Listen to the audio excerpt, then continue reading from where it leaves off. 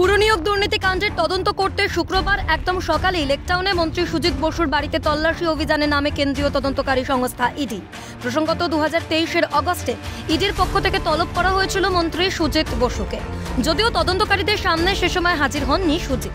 ইডির দাবি, সুজিত বসুর নাম যুক্ত রয়েছে দক্ষিণ দমদম পুরসভায় নিয়োগ দুর্নীতির সঙ্গে। এরপরেই তাঁর বাড়িতে তল্লাশি অভিযানে নামে ইডি।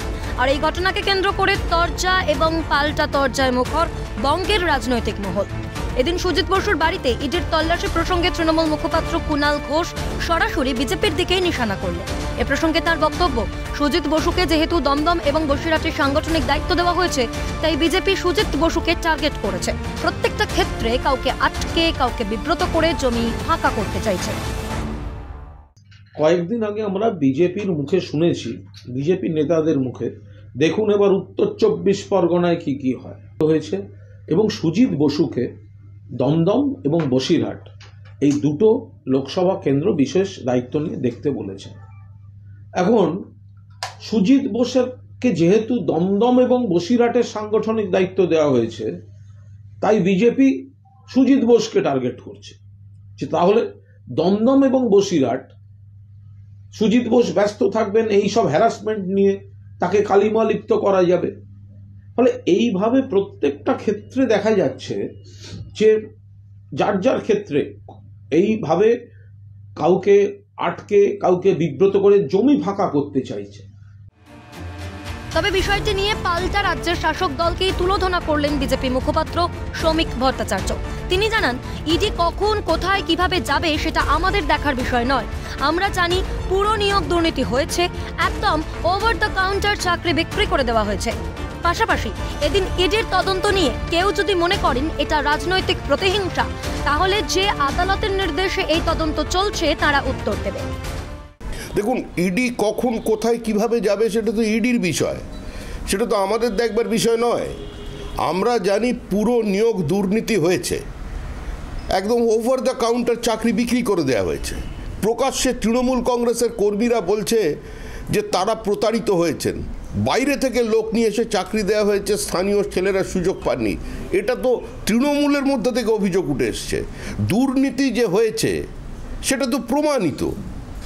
তো তারপরে কে কখন ভাইস চেয়ারম্যান ছিলেন, কার সঙ্গে কার যোগাযোগ, অয়নশীলের কাছ থেকে পাওয়া নথিতে সাংকেতিক বিভিন্ন অর্থ যাপন করে ইডি যেখানে পৌঁছে গেছে তারা গেছে।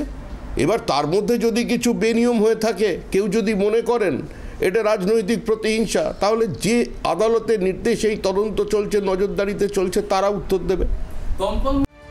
এ প্রসঙ্গে বিজেপি কাউন্সিলর সজল ঘোষের বক্তব্য, সুজিতদার ব্যাপারটা আর কি বলবো, আপনিও বোঝেন আমিও বুঝি। আর সুজিতদার ব্যাপারটা আর কি বলবো, সেটা তো আপনিও বোঝেন আমিও বুঝি।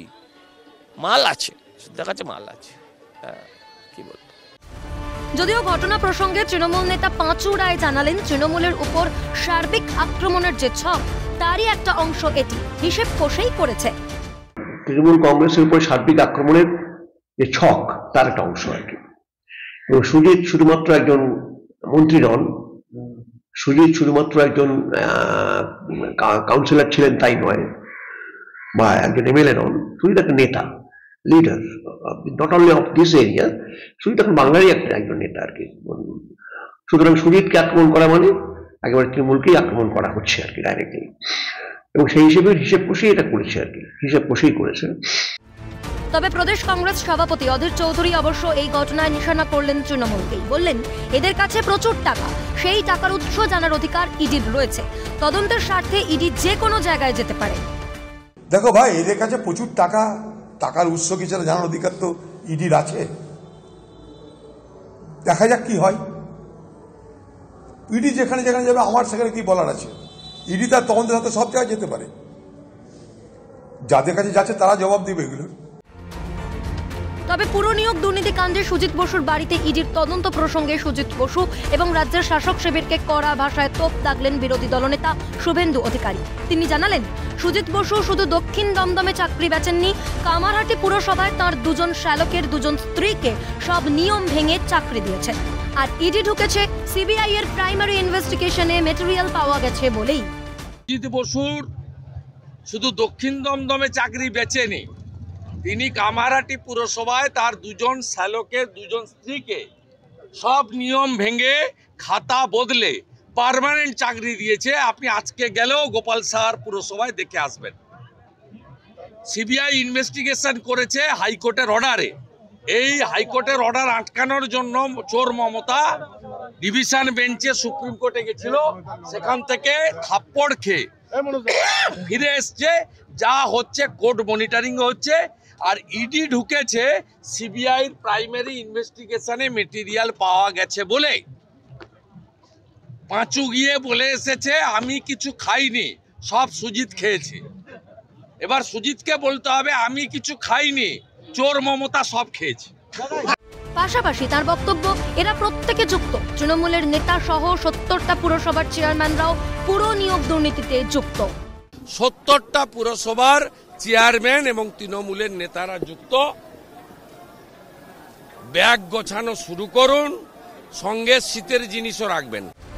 সব মিলিয়ে পুরো নিয়োগ দুর্নীতি কাণ্ডে মন্ত্রী সুজিত বসুর বাড়িতে ইডির তদন্ত শুরু হতেই চর্চা শুরু হয়েছে বঙ্গের রাজনৈতিক মহলে। ক্যালকাটা নিউজ।